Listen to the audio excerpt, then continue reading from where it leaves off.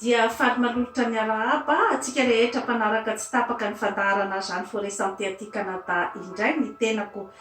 ny orisantsika an'io zany a dia momba ny torohevitra ihany a amin'ny période de confinement zany a dia ny momba ny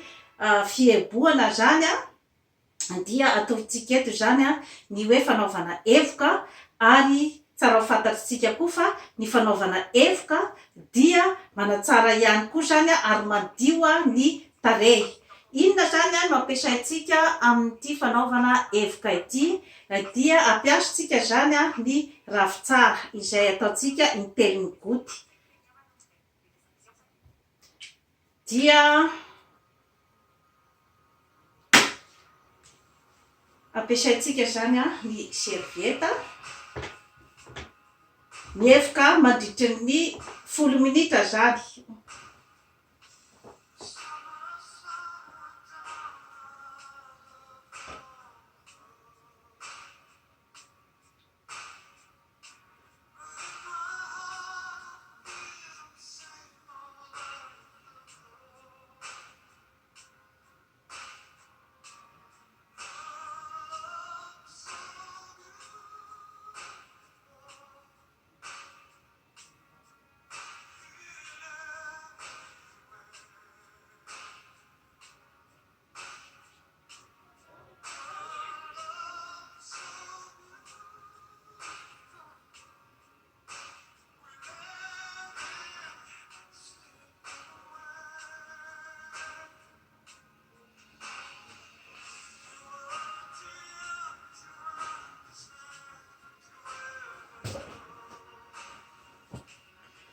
Dia rehefa henonao zany a fa mivoaka tsara ny hatsemboana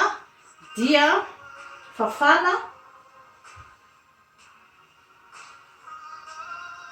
mivoaka ny malotoloto rehetra zany a avy any anatin'ny tarehy dia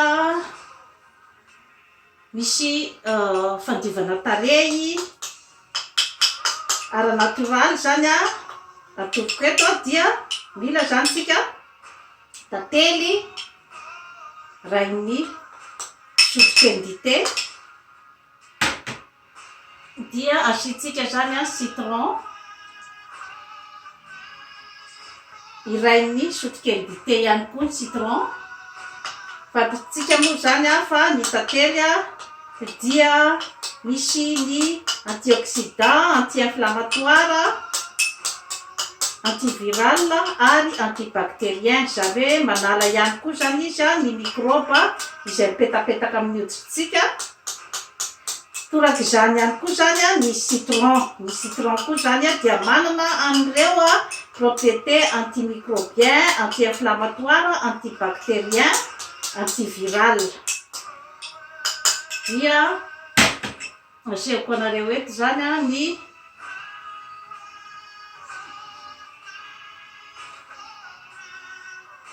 fandiovana ny tarehy amin'ny alalan'ny ity produit naturel ity zany dia ataotsika amin'ny tarehy zany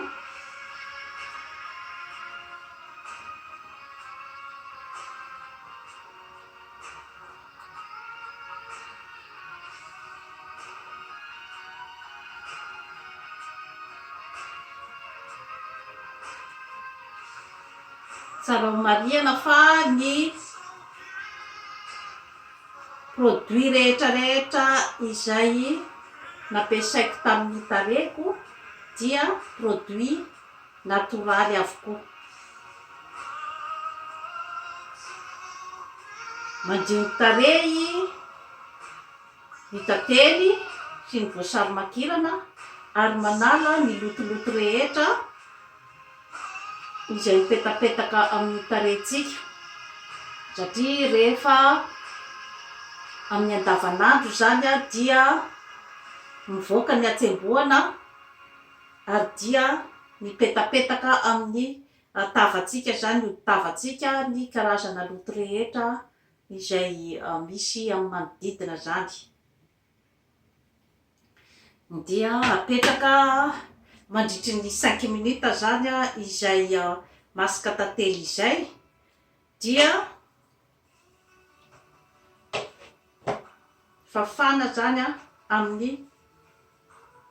rano matimaty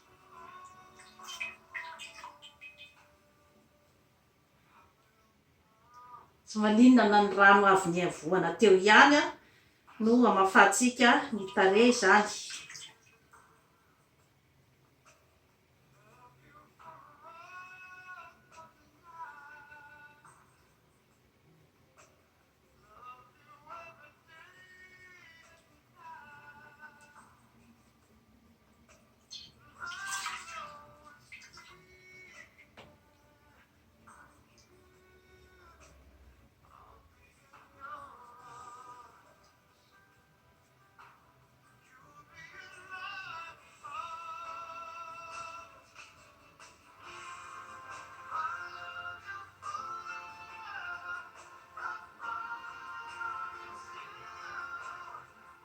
Dia rehefa madio tsara zany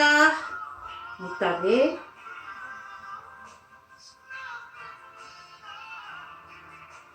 tsaratsara zany alohan'ny atory ny anaovana amin'izao karazana fikarakaram-batana izao.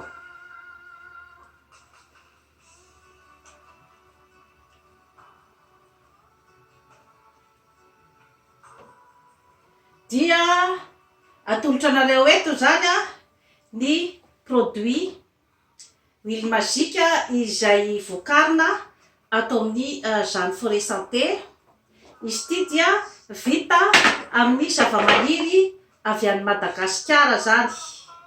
Dia ny huile essentielle ny mandrava sarotra sy ny huile essentielle ny ravitsara zany no nampiarahana ato amin'ity huile magique ity, ary dia misy karazana composition hafa izay zavatra natoraly daholo zany no ampiasaina ato amin'ity huile magique ity. Ka asehoko anareo eto daholo zany hoe inona no fampiasana an'ity huile magique ity, satria dia ato amin'ny Jeanne Forêt Santé ihany no mampiasa azy ity, mamokatra azy ity ary mivarotra azy koa huile magique izay mitondra ny marika Jeanne Forêt Santé. Ka raha ohatra zany misy manao copie-coller dia tsy avy ety amin'ny Jeanne Forêt Santé zany zavatra zany,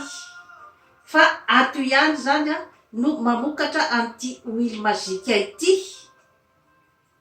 izay mbola aparitaka any Madagasikara koa zany rehefa tonga ny fotoana mampety azy, satria dia ny tenako no namorona an'ity huile magique ity fa chimiste canadienne zany no nandrindra azy mba anana ny norme canadienne zany ny composition azo ampiasaina zany eto Canada. Efa nanaovana fanandramana tamin'ny olona maro tao amin'ny klinikako zany ity huile magique ity, ka tsy misy atahorana mihitsy zany ny hoe resaka effet secondaire, satria dia zato isan-jato natoraly izany no ampiasaina ato amin'ity huile magique ity. Inona sy inona daholo zany no hoe propriété ato amin'ity huile magique ity. Dia izy zany rehefa mampiasa azy dia azo ampiasaina izy zany amin'ny fikojana ny tarehy, satria dia mandio ny tarehy ihany koa izy zany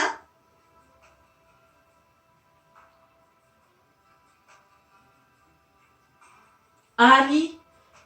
antiviral, antibactérienne, antimycosique, anti-inflammatoire ary cicatrisante, zany hoe manala ny tasitasy amin'ny tarehy zany izy tia, ary dia manala ihany koa zany ny mony, manala ny zavatra tsy metimety toy ny point noir amin'ny tarehintsika zany. Dia ireto sy ireto daholo zany no zavatra izay soroan'ny fampiasana nyty huile magique zay vokarina atao amin'ny Jeanne Forêt Santé ity, dia manala ny mony izy manala ny eczema, ny coupe rose na ireny tasitasy menamena amin'ny tarehy ireny dia manala ny mycose na ny champignon zany izay mipetraka amin'ny tarehy, manala ihany koa ny vergeture amin'ny kibo sy amin'ny tenantsika olombelona reny, dia manala ihany koa izy ny zona, ny lagaly, ny herpes, ny piqûre d'insecte na ny piqûre-ny bibikely madiniky reny zany, dia manala ihany koa izy zany ny psoriasis, ny coup de soleil, reny mandrotsindrotsina amin'ny tenantsika ireny zany, dia ny peau sèche, ny manao antiride ihany koa zany ity huile magique ity, ary dia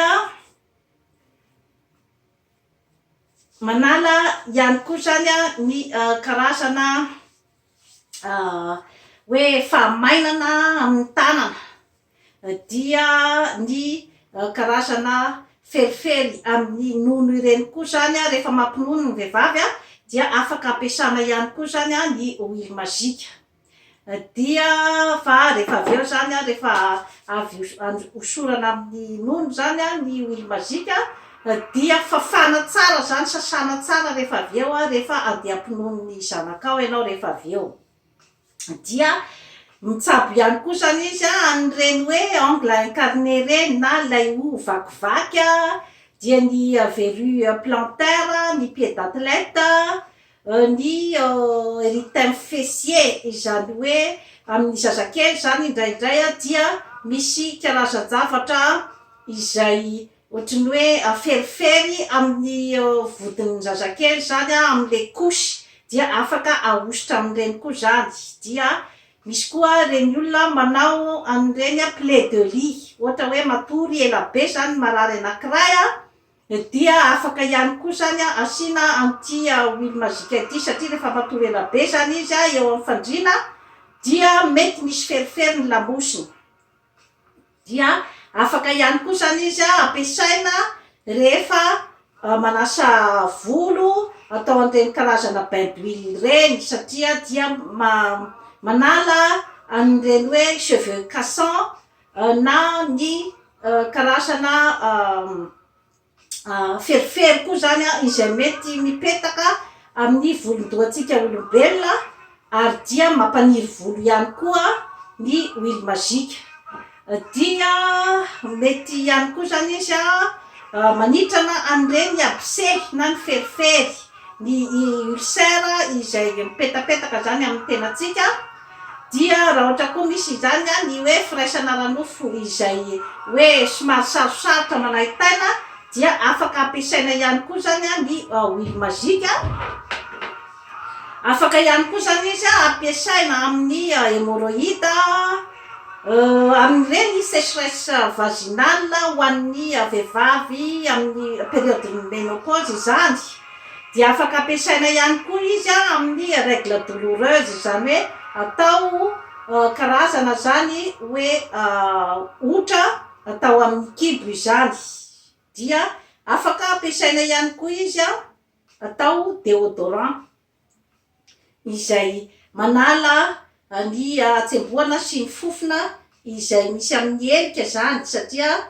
efa nazavaiko teto moa zany hoe inona sy inona daholo ny mahatonga ny fofona mivoaka amin'ny helikitsika, ary dia matetika zany ireny déodorant ampiasaina any amin'ny magasin ireny zany mariny mitaraina fa tsy manala ny fofona araky ny tokony izy, ary mety manome fofona hafa mihitsy ara zany ny fifangaroan'ny hatsembohana sy ireny karazan-javatra ireny, ka dia vao mainka manelingely, fa ny huile magique zany dia manala an'izay karazana zavatra rehetrarehetra izay, ary ilay fofona natoraly zany ny fofony mandrava sarotra sy ny ravitsara sy ny sisa dia vao mainka raha zany manome tsara zany a mivoaka avy any amin'ny olona iray, dia afaka ihany koa izy zany a ampiasaina amin'ny tongotra tsemboka zany, izany hoe manala ny fofona amin'ny tongotra. Ho anao zany a izay hoe tsembo-tongotra zany a dia tsara ho anao a zany zavatra zany, dia ny mahamadimandina ihany koa izy zany a, ny ranjo betsaka zany ny zavatra azonao ampiasaina an'ity crème magique ity, ka dia tokony tsy hiala ny poketranao zany a ity zavatra ity a ry madama. Dia manala ihany koa izy zany a amin'ireny hoe manaitaina amin'ny muscle na ny aretin-damosina, izany hoe ianao ihany zany a dia afaka manotrotra ny tenanao, ohatra hoe eo am-pijerevana télé zany a, dia afaka manotrotra ny tenanao zany ianao a, indrindrandrindra moa zany a amin'ny période de confinement izao, dia mampitombo ny hery fiarovanao aminao zany a ny hoe fanotroranao a ny tenanao a amin'ity huile magique ity. Dia indrindrandrindra moa zany a ny eto amin'ny tanana amin'ity partie ity zany a no insistena be kokoa zany, satria amin'ity zany a no mila orina mafimafy kokoa zany a mba hampisy ny hery fiarovana bebe kokoa zany amin'izao a fiarovana amin'ny coronavirus izao. Jereo tsara ity partie amin'ny tanana ity zany, dia tsara hotrorina matetika. Indrindrandrindra moa zany a tsara ho marina fa ny olona izay voan'ny asma dia tsy tokony hievika izy fa ity huile magique ity zany a no anotrorany ny tenany. Ka amin'izao fotoana izao zany a dia ilaina ny fikarakaranao ny tenanao, satria azo lazaina fa ilay karazana distance zany a dia tsara ihany zany ho respectena mandritra ny période ny confinement, sao dia mifamindra aretina zany a ny mpiaramonina, ka dia tsaratsara ianao zany a mba mikarakara ny tenanao. Ataonao matetitetika zany a izao fihetsika izao a, ary indrindrandrindra koa zany a eto amin'ity partie ity koa zany a dia tsara insistenao a bebe kokoa zany a ny fanorana azy ity, dia eto amin'ity partie ity, dia ato amin'ny antoka tanan'izao zany, dia ny tanana ray manontolo isan'andro zany ianao a dia tokony anotrotra ny tenanao a amin'ity huile magique ity. Dia ny tarehy, satria misy poids énergétique daholo zany a ireny toerana rehetra natoroko teo reny a, ahafahanao zany a miady amin'ny virus zany. Dia ny tenda tsara dia tsara ny fofon'ny huile magique, tsy atahoranao hoe hitondra fofona ratsiratsy ho any aminao zany izy ity, fa dia tena azo antoka tsara mihitsy zany a, ary dia misy ny ataontsika odeur naturelle exotique izany. Dia afaka ihany koa zany a ny huile magique zany a anoranao ny kibo, raha ohatra ka tianao hiena zany a ny kibo, ny tavy eo amin'ny kibo a, dia orina dans le sens de l'aiguille d'une montre zany a ny kibonao. Amin'ny voalohany zany a asianao voasary makirana ny kibo, dia rehefa avy eo a orina amin'ilay huile magique a, orina mandritra ny 10 minitra eo zany a, dia rakofana an'ireny karazana cellophane fampiasa amin'ny nahandro amin'ny lakozia reny zany. dia afaka hoentinao matory amin'ny alina zany a raha matoa dia manampy amin'ny fanalana ny tavy amin'ny kibo. Efa nanaovana fanandramana daholo zany zavatra rehetrarehetra izany tao amin'ny klinikako. Dia rehefa vita zany izay hoe karazana fikarakarana rehetra izay ny fanolotoranao, ny tenanao sy ny sisa zany dia ty zany misy ihany koa zany torohevitra fitandrovana amin'ny virus, satria ny virus dia tsara fantatsika fa miditra izy amin'ny vava, miditra izy amin'ny orona, miditra izy amin'ny maso, amin'ny sofina. Ka dia isanandro zany dia safonao amin'ny voasarimakirana ny masonao. Avy ato ampovoany zany dia safonao ohatran'izao, dia eto amin'ny ilany koa safona ohatran'izao. Isanandro zany hoentina miaro amin'ny fidiran'ny virus zany, ary manatsara ihany koa zany ny fahasalaman'ny maso. Ary dia tsapako ny fiasan'izany zavatra zany, satria dia efa nisy fotoana ihany ny tenako somary nisy karazana conjonctivite kely zany dia tonga de nisoroako tamin'izay ny zavatra rehetra zany dia najavona hosorako maraina zany voasarimakirana, hosorako hariva, dia nandritra ny telo andro teo zany nanaovako an'izay dia najavona tanteraka ny conjonctivite tany amin'ny masoko zany. Dia ireo karazan-javatra rehetrarehetra ireo zany ireo zavatra efa natoroko teto reny, ny fomba fisakafoanana ara-pahasalamana, ny legioma sy ny fruit sy ny fihinanana ny trondro, ny akoho, ny zavatra misy protéine toy ny atody, reny zavatra rehetrarehetra reny zany dia tsara hoe hoaninao isanandro. Dia eo ihany koa zany ny fanaovana ny fanatanjahantena ary ny fampitoniana ny saina. Fampitoniana ny saina dia eo ny fanaovana ny méditation, ny fivavahana, ary indrindrandrindra koa zany dia ny hoe fahafantarana hoe inona ny olana ary inona ny vahaolana. Tsy maintsy izany jerevana tsiraidray amin'ny atsipiriany ny olana izay mety mamizambizana anao, dia ianao ihany no mitady hoe ato zany ny vahaolana, satria ny olana izay miandrona tsy ahitam-bahaolana dia mety mandreraka ny olona iray ary dia mampihena ihany koa ny hery fiarovana ao aminy. Ka izay zany ny hoe ezahako atoro eto amin'ny médecine